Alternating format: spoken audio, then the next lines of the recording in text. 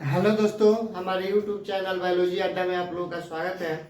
आइए आज हम आप लोगों को बहुत ही बढ़िया टॉपिक लेकर आए हैं और टॉपिक का नाम है अग्नाशय यानी पैनक्रियाज। देखिए, पैनक्रियाज जो होता है उसे हम लोग मिश्रित ग्रंथि के नाम से भी जानते हैं, क्योंकि इसमें ना हार्मोन भी बनता है और एंजाइम भी बनता है, दोनों बनता है, इसीलिए इसे हम लोग मिश्रित ग्रंथि के नाम से जानते हैं। और ये जो है ये हमारे शरीर में बहुत ही मतलब बड़ा भूमिका निभाता है। कहने का मतलब यही एक ऐसा ग्रंथि है ना जिसमें हार्मोन भी रिलीज होता है और एंजाइम भी रिलीज होता है।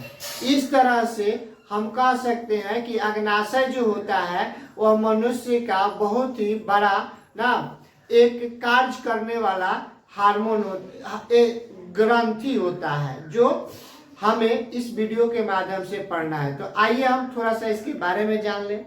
देखिए, अग्नाशय जो होता है उसकी आकृति कुछ इस प्रकार की होती है। ये आपका जो दिख रहा है ये आपका ग्रहणी है जो अमाशय से होकर आता है। ठीक है, अमाशय से होकर जब आता है तो इसमें से जो अंतःस्रावित और बाह्य स्रावित ग्रंथियां होती है उसके माध्यम से इसमें एंजाइम रिलीज होता है। क्या होता है? एंजाइम रिलीज होता है, रस जो होता है रिलीज होता है। देखिए, ये बड़ा सा एक डॉक है, नालिका है, ठीक है, और इस नालिका में छोटे छोटे नालिकाएं मिली हुई है। जब ये रस को इकट्ठा करता है तो इसी नालिकाओं के माध्यम से ये पहुंच जाता है आपके ग्रहणी में पहुंच जाता है। क्योंकि अमाशय से निकला हुआ जो भाग होता है वो ग्रहणी होता है, ग्रहणी में आके पहुंच जाता है। ग्रहणी से इधर से आता है पित्ताशय चला आता है, पित्त से पित्ताशयी रस चला आता है, और ये अम्लीय भोजन को ये क्या कर देते हैं, क्षारीय बना देते हैं, जिससे आगे जाके ना आपके जो क्या होते हैं ऐसे से जो होती है छोटी आंत जो होती है, छोटी आंत में ये लोग चले जाते हैं, जो बढ़िया से पाचित कर देते हैं। ये छोटी आंत में अपना जो रस होता है, एंजाइम होता है, वह छोड़ देता है, छोटी आंत में चला जाता है, और भोजन का पूर्ण पाचन जो होता है वह छोटी आंत में होता है। तो ये केवल ना जो अग्नाशयी रस होता है उसे छोड़ देता है, जिससे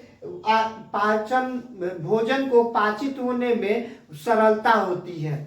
तो देखिए, अगर इसके थोड़ा सा बारे में जाने तो देखिए, ये दूसरी बड़ी ग्रंथि है, यानी मानव शरीर की सबसे बड़ी अंग या ग्रंथि कह लीजिए तो यकृत पढ़ाए थे, लेकिन सेकेंड लार्जेस्ट अगर पूछे ना तो आपका क्या हो जाएगा, अग्नाशय हो जाएगा। इसका आकार ना जे आकार का होता है। देखिएगा, यहाँ से देखिएगा ना तो इंग्लिश के जे आकार के थोड़ा सा ये धसा होता है ना, तो इसको अगर बढ़िया से देखिएगा ना तो ये दिखेगा आपका जे आकार का होता है। क्वेश्चन पूछ देता है ना कि मानव शरीर के कौन सा अंग जो होता है वह जे आकार का दिखता है, तो आप अग्नाशय याद रखिएगा।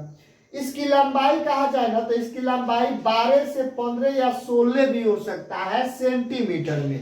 ठीक है, ये आप याद रखिएगा। इनकी कोशिकाएं घनाकार एवं स्रावित होती है। देखिए, इनमें ना कोशिकाएं होती हैं, और ये कोशिकाएं हालांकि हम बनाए नहीं है, ऐसी ऐसी कोशिकाएं होती है, बहुत सारी कोशिकाएं होती हैं।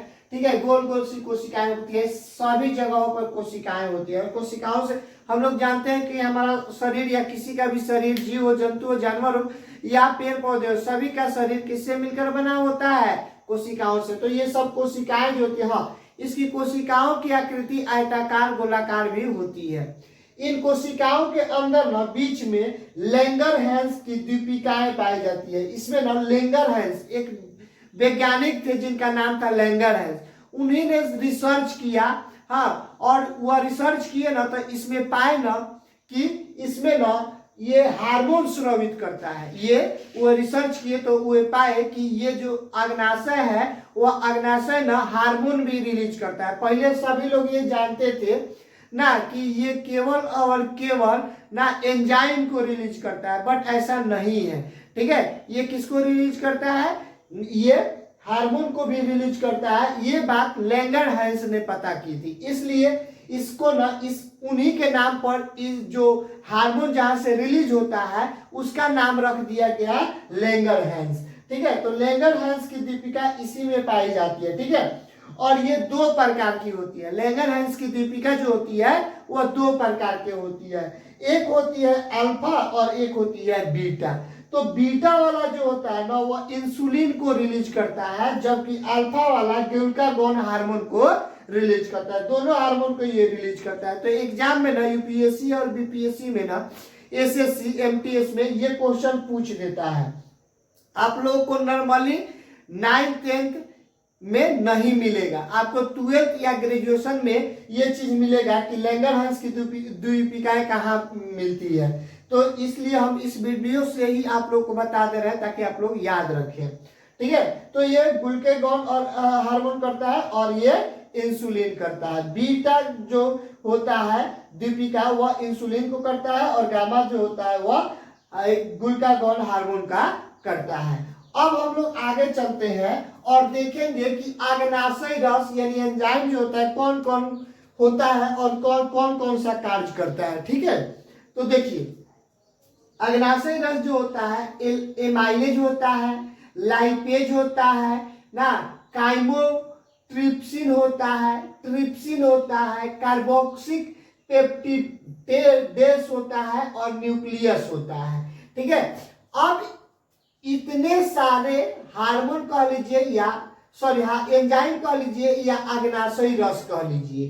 ठीक है, अब इनका ना अलग अलग काम है। ये लोग हमारे शरीर में जो भोजन करते हैं ना उस भोजन में अलग अलग प्रकार के ना पदार्थ रासायनिक पदार्थ बने होते हैं जिसका पाचन करने में ये लोग अपना मतलब बहुत बड़ा भूमिका निभाते हैं। इसलिए इनका नाम ना याद रखना बहुत जरूरी है। आप ऐसे भी याद रख सकते हैं, यहाँ पे ट्रिक दे दिए हैं। ठीक है, यहाँ पे हमने ट्रिक दे दिया है कि अग्नाशय रस में ना कौन कौन से एंजाइम या अग्नाशय रस पाया जाता है। पेन का मतलब होता है पैनक्रियाज, तो पैनक्रियाज में कौन कौन सा अग्नाशय रस पाया जाता है, तो इसको ट्रिक से याद रखिएगा। आम, लीची, ट्राइकोरोना, आम ना लीची ट्राइकोरोना। देखिए आम से क्या हो जाएगा आपका एमाइलेज हो जाएगा, आम से क्या हो जाएगा एमाइलेज हो जाएगा। ठीक है, LIT से आपका क्या हो जाएगा लीची ना, लीची से आपका लाइपेज हो जाएगा LIT ना, इसको लीची से बोलते हैं, टी हटा देते हैं क्योंकि लीची याद रहेगा LICHI। ठीक है, लीची। ठीक है, LI से लाइपेज याद रखिएगा ना, और CHI से क्या याद रखिएगा काइमोट्रिप्सिन याद रखिएगा। ठीक है, तो ये लीची से ये हो गया लाइपेज और काइमोट्रिप्सिन। ठीक है, उसके बाद में आप याद रखिएगा ट्राई से TRY, ट्राई से याद रखिएगा ट्रिप्सिन। ठीक है, ट्राई से याद रखिएगा ट्रिप्सिन। ठीक है, और आपका बचा कार्बो से याद रखिएगा कार्बोक्सिल पेप्टिडेट याद रखिएगा। ठीक है, कार्बो से, और Na से याद रखिएगा न्यूक्लियस। ठीक है, इस तरह से आप इसको ना याद रख सकते हैं। कैसे याद रखिएगा, पान, आम, लीची, ट्राइकोरोना, पान, आम, लीची, ट्राइकोरोना। ठीक है, इस तरह से आप इसको याद रखिएगा। ठीक है, यहां तक तो क्लियर हो गया।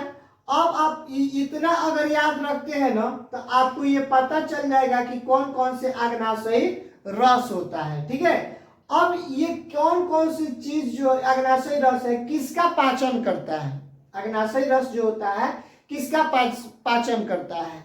देखिए आपको ना इलेशन ना 10 में तो नहीं मिलेगा, 11 में मिलता है, लेकिन थोड़ा बहुत मिलता है, 11, 12 ना, और BSc जब कीजिएगा तब ये सब चीजें मिलेगी। ठीक है, देखिए एमाइलेज जो होता है वह कार्बोहाइड्रेट पर कार्य करता है। किस पर कार्य करता है, कार्बोहाइड्रेट। हम लोग भात रोटी खाते हैं, उसको पाचित करने में एमाइलेज का महत्वपूर्ण भूमिका होता है।